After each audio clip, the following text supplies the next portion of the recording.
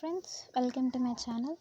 ఈ వీడియోలో కనుక మీరు చూసినట్లయితే అండ్ దీనికన్నా ముందు మెయిన్గా చెప్పాలంటే ఇది తెలియాలంటే ప్రీవియస్ వీడియోలో మనకి సి ఇంట్రడక్షన్ అయితే చెప్పాను మీకు. అండ్ సి ఇంట్రడక్షన్లో ఫస్ట్ థింగ్ ఏంటంటే అసలు basic structure of C program or general form of C ప్రోగ్రామ్న సేమ్ థింగ్. అండ్ ఇది కానీ సెంటెన్స్ ఏదో ఒకటి క్వశ్చన్ అయితే వస్తుంది.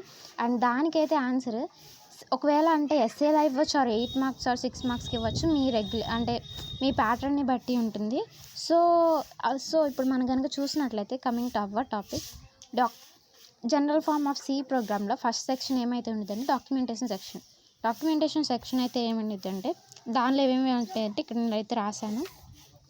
కమెంట్స్ అండ్ లింక్స్ అంటే కామెంట్స్ ఏంటంటే దానిలో అంటే మన ప్రోగ్రామ్ ఏంటి అని చెప్పేసి నేమింగ్ కానీ టైటిల్స్ లేదంటే సేమ్ దాన్ని ఒక సెంటెన్స్ ఫామ్లో కామెంట్ రూపంలో దాన్ని మన ప్రోగ్రామ్ యొక్క డిస్క్రిప్షన్ అంటే దానికి రిలేటెడ్ సెంటెన్సెస్ మొత్తం కామెంట్లు వస్తాయి. దాన్ని డాక్యుమెంటేషన్ సెక్షన్ అంటాం. అండ్ ఇంకేమన్నా ప్రీవియస్ అంటే కొన్ని నెక్స్ట్ ఫర్దర్గా వెళ్ళినట్లయితే ఫైల్స్ అనే టాపిక్స్ వస్తాయి.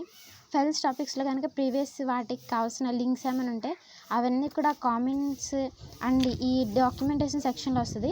అక్కడ ఏమంటే మనకి మన నెక్స్ట్ ఫర్దర్గా మనం ఇప్పుడు రాసే ప్రోగ్రాంలో కావాల్సిన థింగ్ మొత్తం అక్కడ డాక్యుమెంటేషన్ సెక్షన్ అంటే చూడగానే మనకు ఆ ప్రోగ్రామ్ ఏంటి అని చెప్పి అర్థమయ్యేలాగా సో దాన్ని డాక్యుమెంటేషన్ సెక్షన్ అని చెప్పి అంటారు. సో అది స్టార్టింగే మన ప్రోగ్రాంలో ఉంటుంది. సో కామెంట్స్ స్టార్ట్ అవుతుంది. ఇదొక మీరు అనుకుంటే కనుక సంథింగ్ ఇది ఒక్కసేపు స్క్రీన్ అనుకుంటే ఇలా కామెంట్స్ని ఇలా డబల్ లైన్స్తో స్లాషెస్తో మీరు కనుక అది అక్కడ ఇండికేట్ చేస్తారు ఫ్రెండ్స్. ఫర్ ఎగ్జాంపుల్ ఇది కనుక సంథింగ్ స్క్రీన్ అనుకుంటే కమెంట్స్ని డబుల్ స్లాషెస్తో అయితే ఇక్కడ ఇండికేట్ చేస్తారు. సో ఇప్పుడు మీరు చూడాల్సిన థింగ్ ఏంటంటే నెక్స్ట్ వచ్చేసి లింక్ సెక్షన్ అంటే ఏంటంటే మన ప్రోగ్రామ్ మీరు ఎక్కడన్నా చూడండి నార్మల్గా గూగుల్లో కొట్టినా సరే ప్రోగ్రామ్ అసలు కోడ్ అనేది #include అని ఒక ప్రీ డైరెక్టివ్ ఒక థింగ్తో దీన్నే ప్రీ డైరెక్టివ్ అని చెప్పి అంటారు. #include అని చెప్పి ఒకటి #include అని చెప్పేసి ఇక్కడ వస్తుంది. ఇంక్లూజన్ అంటే ఏంటంటే #include ఇందాక నేను మీకు కనుక చెప్పినట్లయితే సి ప్రోగ్రామ్ని కనుక మనం చూస్తున్నాం కాబట్టి stdio.h అని చెప్పేసి వస్తుంది. అంటే .h అంటే ఇవన్నీ ఏంటంటే హెడర్ ఫైల్స్. అంటే మన యొక్క అంటే సి అనే లాంగ్వేజ్లో కొన్ని లైబ్రరీస్ అనేవి ఎక్స్టెండ్ చాలా పెద్ద లైబ్రరీ అని చెప్పి నేమింగ్ కావాల్సిన ఇన్బిల్ట్ ఏదైతే ప్రోగ్రామింగ్ అంతా ఉందో అదంతా ఈ లైబ్రరీలో అయితే ఉందో హెడర్ ఫైల్స్లో అదంతా మన ప్రోగ్రామ్ని ఇంక్లూడ్ చేయమని ఇక్కడ ఈ ప్రీ ప్రాసెసర్ డైరెక్టివ్ అని చెప్పి డైరెక్టివ్ అంటే దీన్నే అలా అంటారు. అది మన కంపైలర్కి ఏమంటారంటే చెప్తుంది అన్నమాట. సో దాన్ని లింక్ సెక్షన్ అని చెప్పి అంటాం. ఒకవేళ మీరు మ్యాథమెటికల్ పవర్స్ కానీ సైన్ కాస్ట్ అని ఇలాంటివి ఏమైనా యూజ్ చేయాల్సి వస్తే #include math.h అని చెప్పేసి ఒక హెడర్ ఫైల్ ఉంటుంది. సో ఇవంతా లింక్ సెక్షన్లోకి అయితే వస్తుంది. సో దీని నెక్స్ట్ కన్ఫామ్గా డెఫినేషన్ సెక్షన్ అనేది వస్తుంది.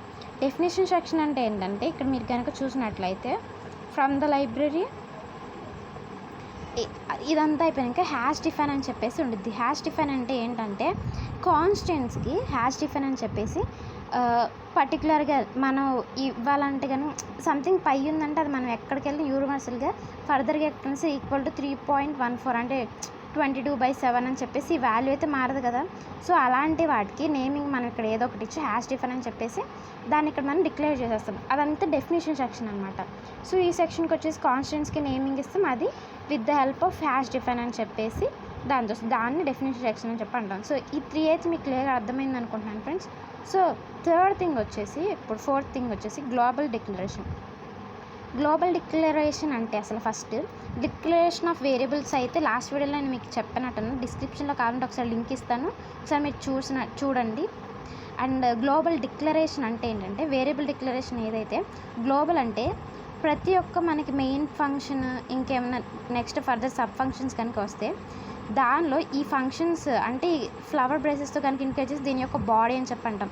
ఈ ఫంక్షన్కి సంబంధించి ఇది మొత్తం దీని యొక్క బాడీ కిందకి వస్తుంది. అంటే నేమింగ్ ఎంత టర్మినాలజీది కొంచెం నోట్ చేసుకోండి.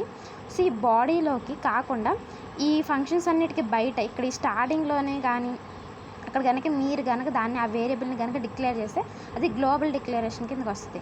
సో గ్లోబల్ డిక్లరేషన్ అంటే వేరియబుల్స్ అని చెప్పన్నాను. ఫర్దర్గా మీరు ఏమైనా ఫంక్షన్స్ కానీ అలాంటివి ఏమన్నా అన్ని వాటిల్లో యూజ్ చేసుకోవాలి. మోర్ దాన్ వన్ ఫంక్షన్ కనుక యూజ్ చేసుకోవాలన్నా దాన్ని గ్లోబల్గా మీరు డిక్లేర్ చేసుకోవచ్చు.